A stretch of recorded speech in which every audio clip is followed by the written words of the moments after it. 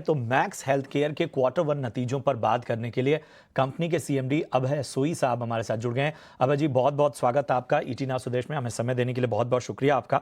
अगर हम देखें क्वार्टर वन के नतीजों को तो रेवेन्यू तो ऊपर है, लेकिन जो पैट है वो क्वार्टर ऑन क्वार्टर बेसिस पर डाउन है और इसकी एक बहुत बड़ी वजह एम्प्लॉय कॉस्ट और टैक्स एक्सपेंसेस जो हैं उनका बढ़ना है।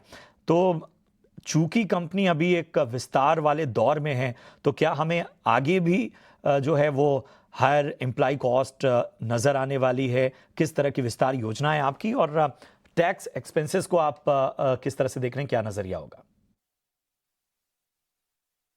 देखिए, जो हॉस्पिटल का कारोबार होता है वो सीजनल होता है और हर साल आप देखेंगे कि जो पहला क्वार्टर होता है, क्योंकि उसमें छुट्टियां होती हैं, जून में डॉक्टर्स भी लीव पे होते हैं, तो हर साल जो उसका पहला क्वार्टर होता है वो वीकेस्ट क्वार्टर होता है। ये हमारा 11वां ईयर एंड ईयर ग्रोथ का क्वार्टर है और हाईएस्ट एवर क्वार्टर रहा है हिस्ट्री ऑफ द कंपनी में। और पिछले 11 क्वार्टर से हम यही नंबर्स देखते आ रहे हैं और इसकी कोई स्थिति नहीं है, कोई ऐसा नहीं है कि ये चीज थमेगी आगे जाके।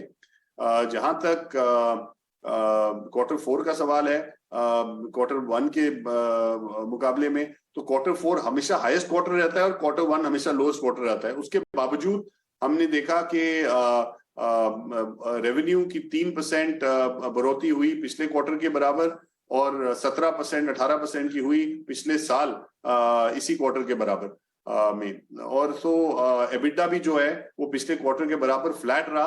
हालांकि 1 अप्रैल को हमारी जो सैलरीज हैं वो बढ़ती हैं, क्योंकि साल की तो जब भी उससे एम्प्लॉय और एम्प्लॉय कॉस्ट बढ़ता है।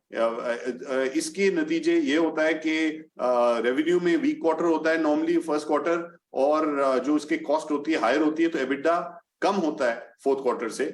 लेकिन हमने इस टाइम देखा कि हमारा आरपॉप बढ़ा और हमारा रेवेन्यू ग्रोथ भी मार्जिनली हुआ और पिछले क्वार्टर के मुकाबले हमारा एबिटा और एबिटा पर बेड दोनों फ्लैट रहे। और ये बहुत ही पॉजिटिव चीज है जो निकली है इस क्वार्टर में।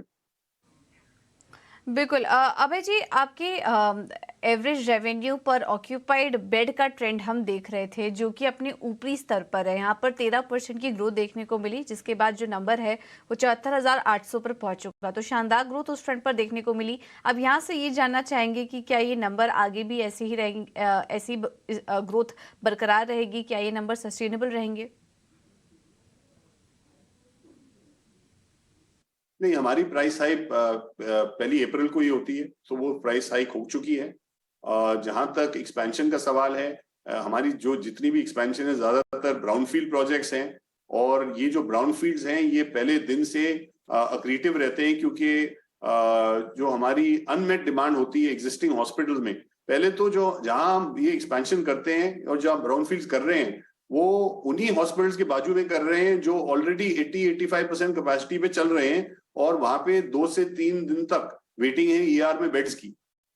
तो जब हम इन हॉस्पिटल्स के नजदीक या उनके साथ में जुड़े हुए और टावर्स ब्राउनफील्ड प्रोजेक्ट्स खोलते हैं, तो पहले क्वार्टर में ही इन हॉस्पिटल्स का ब्रेक इवन ही नहीं, लेकिन एबिटा पॉजिटिव भी हो जाते हैं।